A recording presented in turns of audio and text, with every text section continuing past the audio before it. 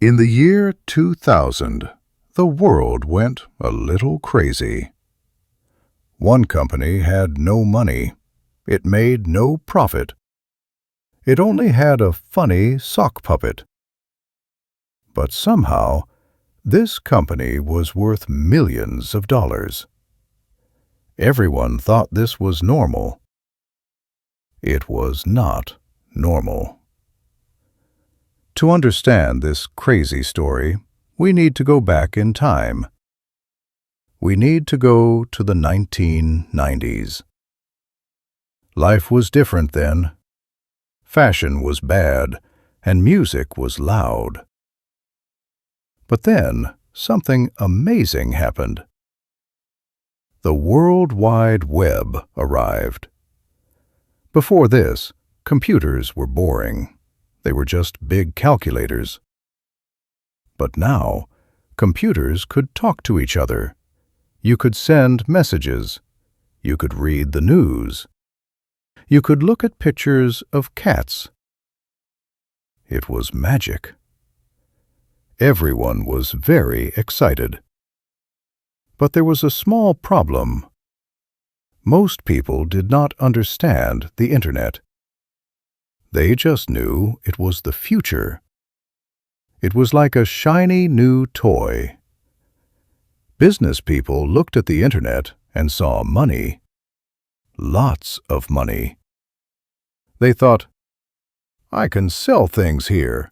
I can become a billionaire. In the past, a company needed a factory. It needed real products.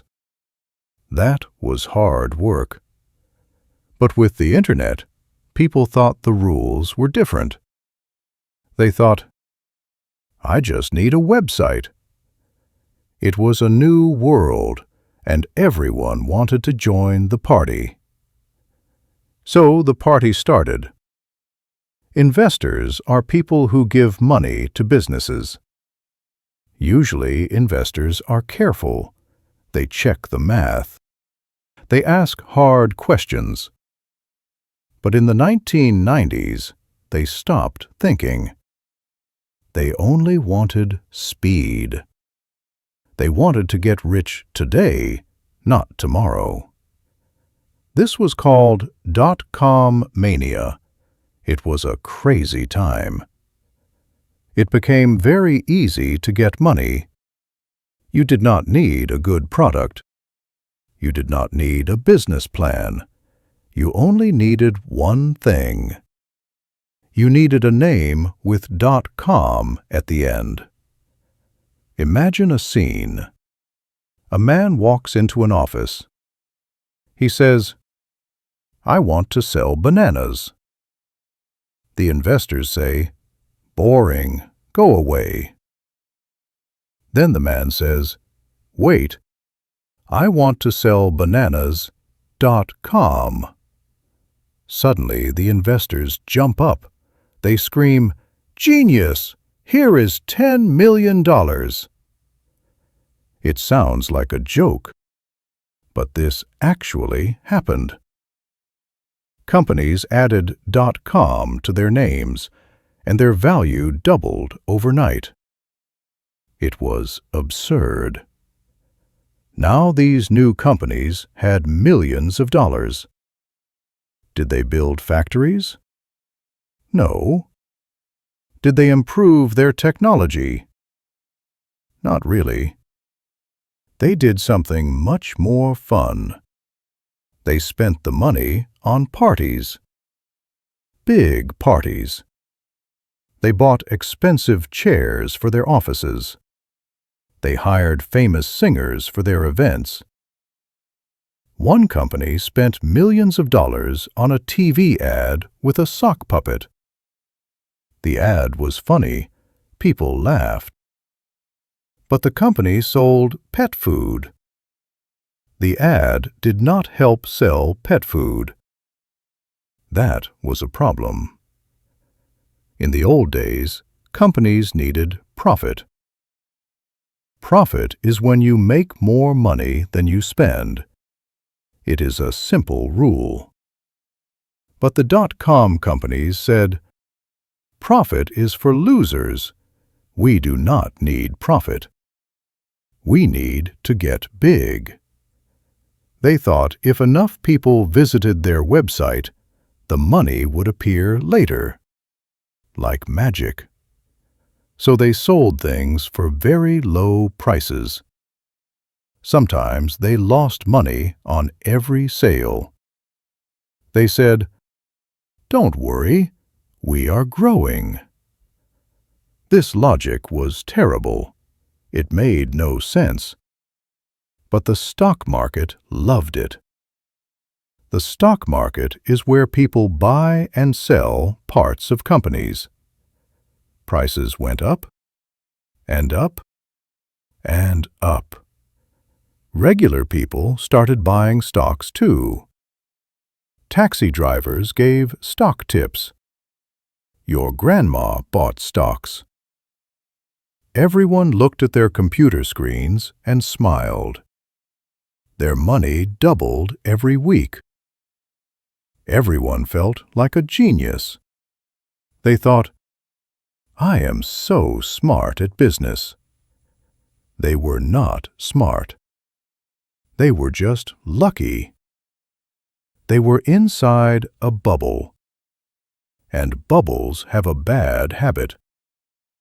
Eventually, they pop. It was March 2000.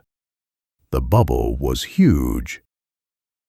But then someone finally asked a question. They looked at the dot-com companies and said, "Wait a minute. You have no money. You have no plan.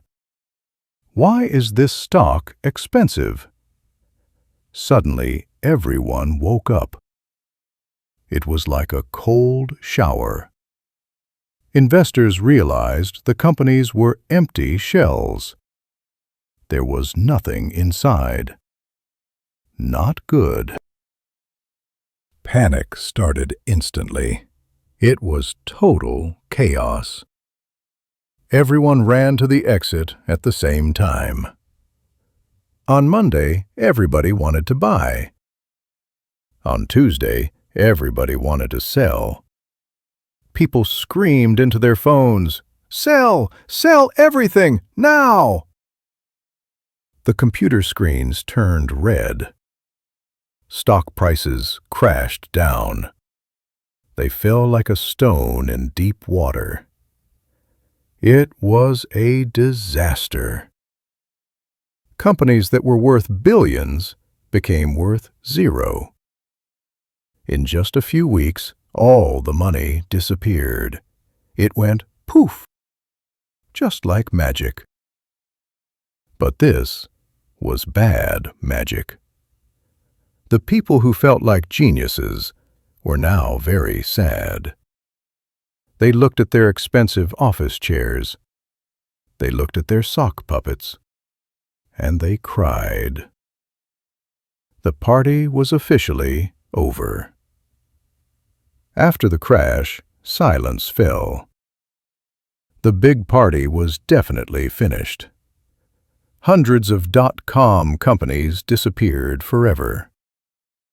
They ran out of money and closed their doors. The fancy offices became empty. The expensive chairs were sold for cheap prices. And the famous sock puppet? It was fired. It was unemployed. That is a sad ending for a puppet. But here is the interesting part. The Internet did not die. It actually survived.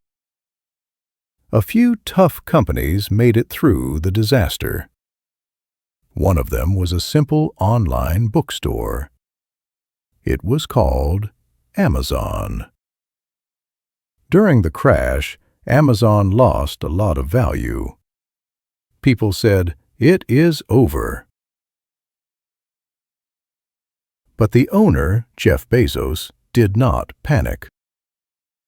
He did not buy crazy TV ads. He focused on selling books. Slowly, Amazon grew. Then it grew some more. It started selling everything, not just books. Today, it is one of the biggest companies on Earth. So, the investors were actually right about the Internet. It really was the future. They were just 10 years too early, and maybe a little too crazy.